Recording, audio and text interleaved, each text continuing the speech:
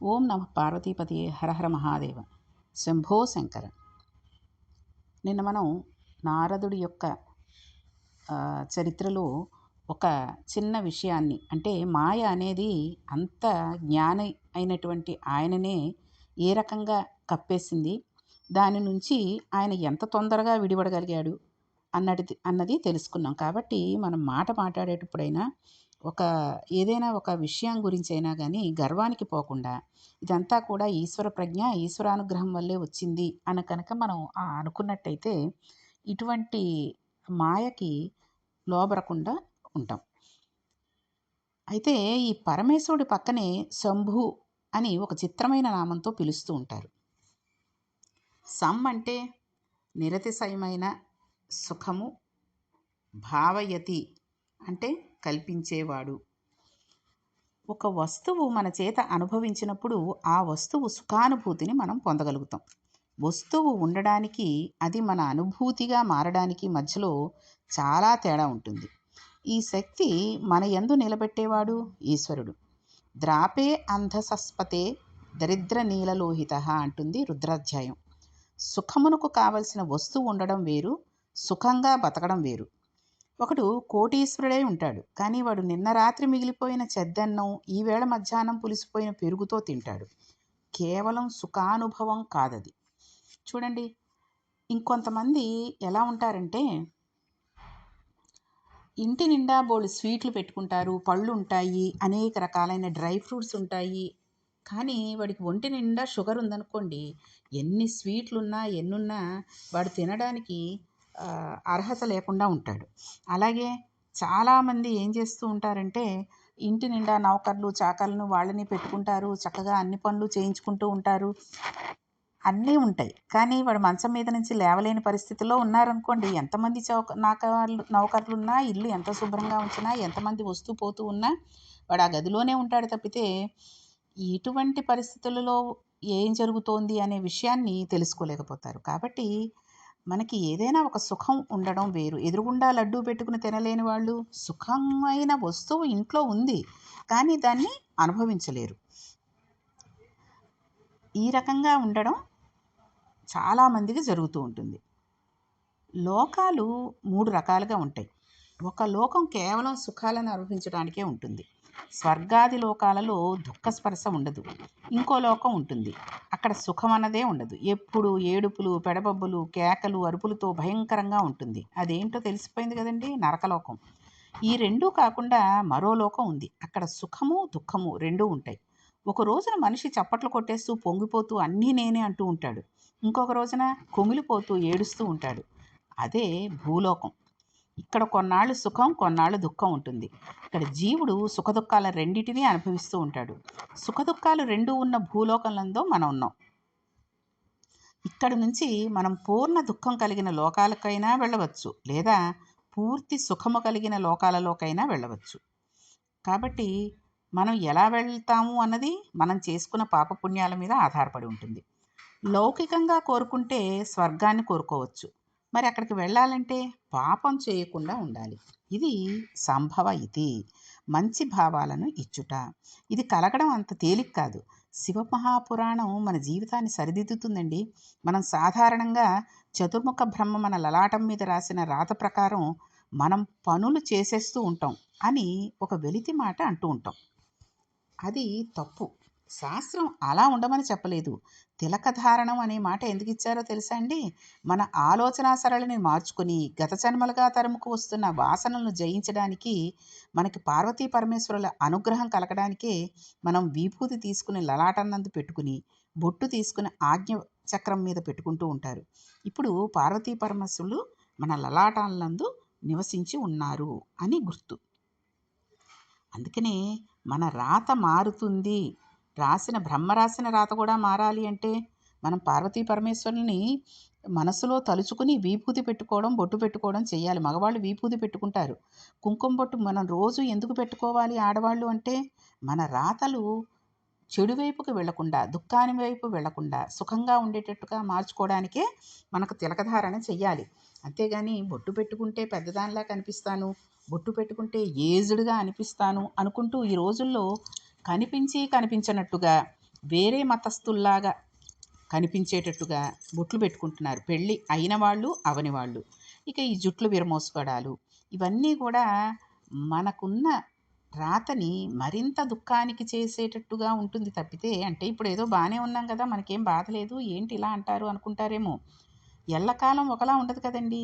అది కుండ నిండినట్టు నిండిపోయి ఎప్పుడో ఒకసారి పడేయమని పగిలిపోయిందనుకోండి, అప్పుడు మనం ఇవన్నీ తెలుసుకున్నా, అయ్యో బొట్టు పెట్టుకోమన్నారు పెట్టుకోలేదు, విభూది పెట్టుకోమన్నారు పెట్టుకోలేదు, అందుకే ఇలా జరిగిందేమో, ఇక నుంచి అలా పెట్టుకుంటాను అంటే జరిగిపోయిన నష్టం జరిగిపోయింది కాబట్టి ఆ తర్వాత ఏమవుతుంది అనేది మనం చెప్పలేం.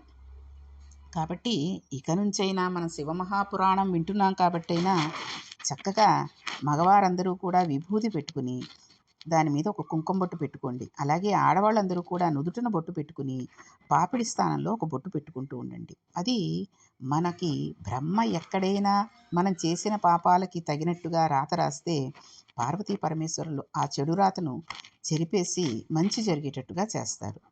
లలాట లిఖితారేఖ పరిమార్తుం నశక్యతే, ఇది కదా సామాన్య సిద్ధాంతం.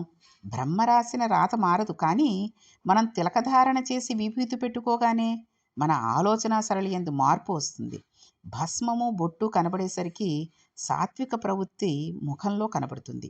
ఆజ్ఞాచక్రం మీద బొట్టు అమ్మవారి అనుగ్రహం. అమ్మవారి అనుగ్రహం ఆజ్ఞాచక్రం మీద ప్రసరించడం మొదలవగానే మన బుద్ధి యందు ఆలోచన మారిపోతుంది.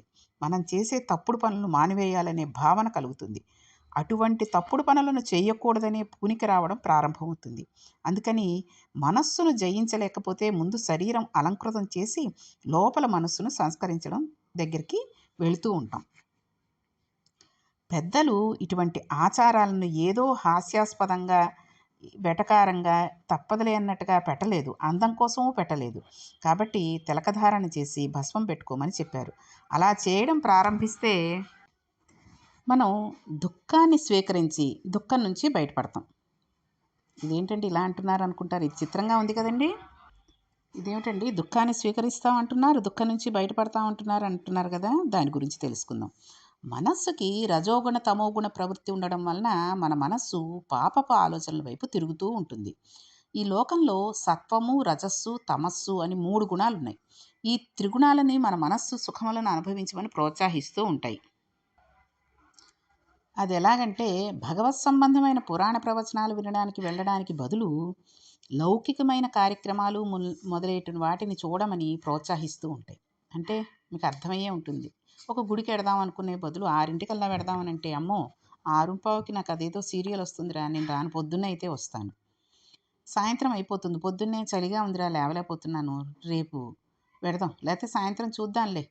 అలాగా మన మనస్సు మన మాట వినకుండా ఇటువంటి పిచ్చి వాటినన్నిటినీ కూడా చూడడానికి ప్రోత్సహిస్తూ ఉంటుంది. ఈ బోధను జయించగలగడానికి ఈ 3 గుణాలు బాధాకరాలు. అవి మన ఉన్నతిని పొందకుండా బాధిస్తూ ఉంటాయి. ఉన్నతిని పొందకుండా బాధించే త్రిగుణముల బాధ నుండి బయటపడడానికే మనం సంసారం అనే కొత్త బాధను ఎంచుకున్నాం. సంసారం సాగరం దుఃఖం. సంసారం తేలికైందని శాస్త్రం చెప్పలేదు. ఎందుకంటే సంసారంలో ఉండి తరించడం చాలా కష్టం. అలా తరించాలంటే దానికి మార్గం తెలియాలి. మరి బాధపోవడానికి సుఖంలోకి కదా వెళ్ళాలి అనుకుంటే, బాధపోవడానికి బాధలోకి వెళ్ళమనడంలో ఉద్దేశం ఏమిటండి? సత్వరజస్తమో గుణాలు అనబడే 3 గుణాల నుండి బయటపడడానికి సంసారంలోనికి ప్రవేశించి సుఖములను అనుభవించి, ఆ సుఖములు సుఖములు కావు, నిజమైన సుఖము ఈశ్వరుడే అనే లక్షణం ఏర్పరచుకుని వైరాగ్య సంపత్తిని పెంపొందించుకోవడం, దానివలన ఇక ఇంద్రియముల మనస్సు చలించని స్థితికి వెళ్ళడం అనేది సంసారంలో నుంచి సుఖానికి రావడం. ఇంద్రియాలని గెలవడం కాదు, మనస్సు కదలని స్థితికి పూర్ణ వైరాగ్యం అని పేరు. గాలి వెళ్ళిపోతూ వెళ్ళిపోతూ మల్లెపూల మీదకు పెడుతుందండి. తాను మల్లెపూల మీద నుండి వేస్తున్నానని చెప్పి పొంగిపోదు. అశుద్ధం మీదకి పెడుతుంది, చీచీ అనుకోదు. తాను అశుద్ధం మీదకి వెళ్ళానని బాధపడదు. దేని మీద నుంచి వెళ్ళినా గాలి గాలిగానే ఉంటుంది, కానీ దానికి సంతోషము లేదు, దుఃఖము లేదు, దానికి ఏమీ బాధ లేదు. అలాగే పూర్ణ వైరాగ్యం పొందినవాడు ఇదంతా ఈశ్వరలీల అంటాడు. కానీ ఈ మాట అనడం చాలా కష్టం. అంత వైరాగ్యం రావడం కూడా ఈశ్వరానుగ్రహమే. ఈ వైరాగ్య సంపత్తి చేత శాశ్వత సుఖస్థానమైన ఈశ్వరుని యందు కలిసిపోతాడు. అప్పుడు వాడికి ఇక ఊర్ధ్వ అధోలోక మోక్షాలు అనేవి ఏమీ ఉండవు. పైన స్వర్గం కానీ కింద నరకం కానీ ఉండదు. ఇక మళ్ళీ పుట్టవలసిన అవసరం లేని మోక్ష స్థితిని పొందుతాడు. ఇలా పొందడానికి శంభుః అనుసంధానం చేసుకుంటూ ఉండాలి. శివుడి పాదాలను మనం గట్టిగా పట్టుకున్నట్లయితే, శివాష్టోత్తరం చదువుకుంటూ ఉంటే, భస్మధారణ చేసినట్లయితే, బొట్టు పెట్టుకున్నట్లయితే, ఏమీ చేత కాకపోయినా శివనామాలు చెప్పడం మొదలుపెట్టినట్లయితే మనకు తెలియకుండా ఒక రకమైన మార్పు ప్రారంభం అయిపోతూ ఉంటుంది. ఆ మార్పు మనల్ని మంచి ఆలోచనల వైపు తీసుకుని వెళ్ళగలదు. ఇంతకు పూర్వం ద్వాపర యుగం వరకు ఒక లక్షణం ఉండేది. రాక్షసులు వారి గుణాలను బట్టి తెలిసేవారు. కాబట్టి వాడిని దూరంగా పెట్టడము, పరమాత్మ వాడిని సంహారం చేయగలగడం జరిగిపోయేది. కానీ ఇది కలియుగం కదండి. కలియుగంలో అలా కాదు. కలియుగంలో రాక్షసులు చిత్తవృత్తల రూపంలో ఉంటారు. పైకి దొరకరు. మోసం చేసేవాడే చాలా నమ్మించేటట్లుగా సాధు పురుషుడిలా ఉంటాడు. వాడు నమ్మితే నాకేమిటి, నమ్మకపోతే నాకేమిటి, నేనేమైనా వాడి దగ్గర ప్రయోజనం పొందుదాం అనుకుంటున్నానా అన్న మాట యథారీతిగా ఉంటాడు అని అనేవాడు. అవతల వాడిని నమ్మించి మోసం చెయ్యాలనుకునేవాడు వాడే మాట కలిపి చక్కగా మాట్లాడతాడు. ఇప్పుడు రాక్షసుడు వాని చిత్తవృత్తి యందు ఉన్నాడు అని తెలుసుకోవాలి. త్రేతాయుగంలో రాక్షసులు ఈ చిత్తవృత్తుల రూపంలో ఉండి ఉంటే విశ్వామిత్రుడు యాగం చేయలేదు. రాముడు పలు రాక్షసులను చంపడానికి తానే అనుసంధానం చేసుకోవాల్సి వచ్చింది. కానీ వారు బయట రాక్షసులుగా ఉన్నారు. కాబట్టి అప్పుడు రాముడు వచ్చి బాణం వేసి రాక్షసులను కొట్టి చంపాడు. ఈ యుగంలో అలా కుదరదు. ప్యాంటు షర్ట్లు వేసుకుని ఉండే రాక్షసులు, చీరలు కట్టుకుని ఉండే రాక్షసీలు చాలామంది ఉంటారు.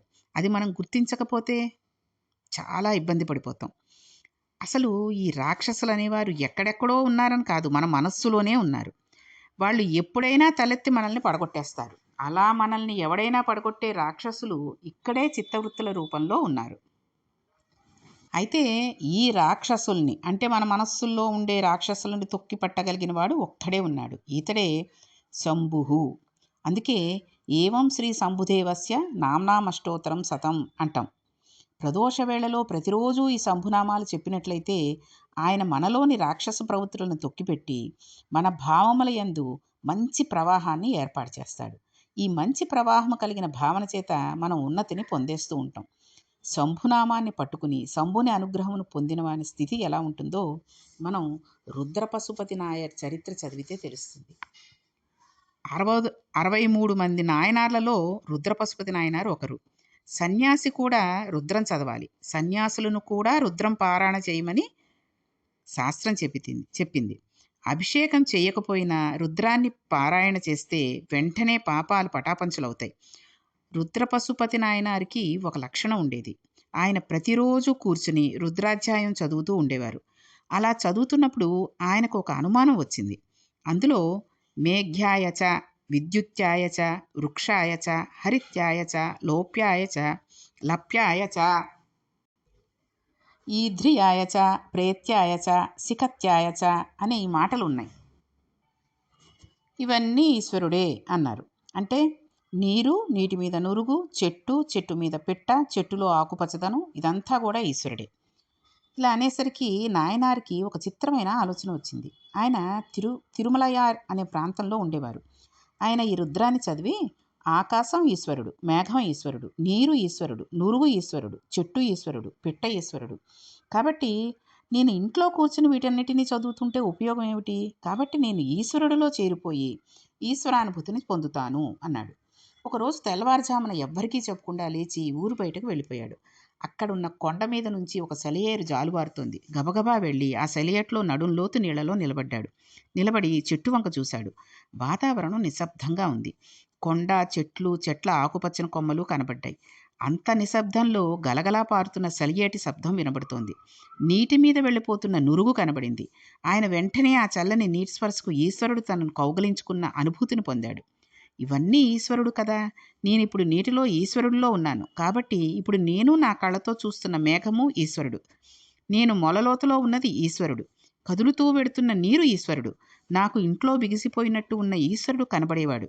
ఇప్పుడు ఇన్ని చేతులతో కాళ్ళతో కదులుతూ ఈశ్వరుడు నన్ను కౌగులించుకుంటున్నాడని గట్టిగా గొంతెత్తి నమః పేన్యాయ చ, నమః సికత్యాయ చ, ప్రవాహ్యాయ చ, నమః వృక్షాయ చ, హరిత్యాయ చ, నమో లోప్యాయ చోలప్యాయ చ అని పారాయణ చేశాడు. అలా పారాయణ చేస్తూ ఆనందం అనుభవించి బయటకు రాలేక వచ్చేవాడు. ఒళ్ళు తుడిచేసుకుని పొడిబట్ట కట్టుకుని ఇంటికి వెళ్ళిపోయేవాడు. మళ్ళీ మధ్యాహ్నం అయ్యేది. సంధ్యావందనం చేసుకుందుకు మళ్ళీ చెరువు దగ్గరకు వెళ్ళిపోయేవాడు. మళ్ళీ ఆ నీళ్లలో నిలబడి శివుని ధ్యానం చేసుకునేవాడు. చుట్టుపక్కల కనిపిస్తున్న ప్రతి వస్తువులో శివరూపాన్ని చూసుకునేవాడు. రుద్రం చదువుతూ ఈశ్వరుడే తనను గట్టిగా పట్టుకున్నాడని, అదే తాను అనుభవిస్తున్న చల్లతనమని భావించేవాడు. అతడు నీళ్లలో మునిగానని భావించేవాడు కాదు. ఈశ్వరుడు తనను గట్టిగా పట్టుకోవడం వలనే తనకు అంత చల్లగా ఉన్నదని తెలిసాడు. అతడు అంతటా ఈశ్వరుని చూసేవాడు. అలా చూస్తూ పొంగిపోతూ రుద్రాన్ని తడిపడిపోతూ చెప్పేవాడు. మళ్ళీ పైకి వచ్చి పొడిబట్ట కట్టుకుని వెళ్ళిపోయేవాడు. సాయంత్రం సంధ్యావందన సమయంలో కూడా అదే నీటిలో అదే పరిస్థితి. ఇలా కొన్నాళ్ళు జరిగిపోయింది. చివరికి రాను రాను ఆయనకి ఎవరు కనబడినా ఈశ్వరుడే కనబడేవాడు. ఆఖరికి పరిగెత్తుతున్న దొంగ కనబడితే నమచ్చోరాయచ, పరిగెడుతున్న దొంగలో నా స్వామి కనబడుతున్నాడు అనేవాడు. అలా అంతటా ఈశ్వర దర్శనం చేస్తూ ఉండేవాడు. చివరికి ఆయనకు ఎక్కడ పడితే అక్కడ నిలబడి నమస్కారం చేయడం అలవాటైపోయింది. ఇప్పుడు శంకరుడు ఇక నేను తప్ప ఇంకొకడు కనబడిని నిన్ను నాలోకే తీసుకోవాలి అని నాయనారిని తనలోకి తీసేసుకున్నాడు. అప్పుడు నాయనారు శివుడిలో ఏకమైపోయి తాను శివుడైపోయాడు. దీనిని మనం జాగ్రత్తగా పరిశీలించినట్లయితే నాయనారు భావన చేత మోక్షమును పొందినట్లుగా మనం గమనిస్తాం.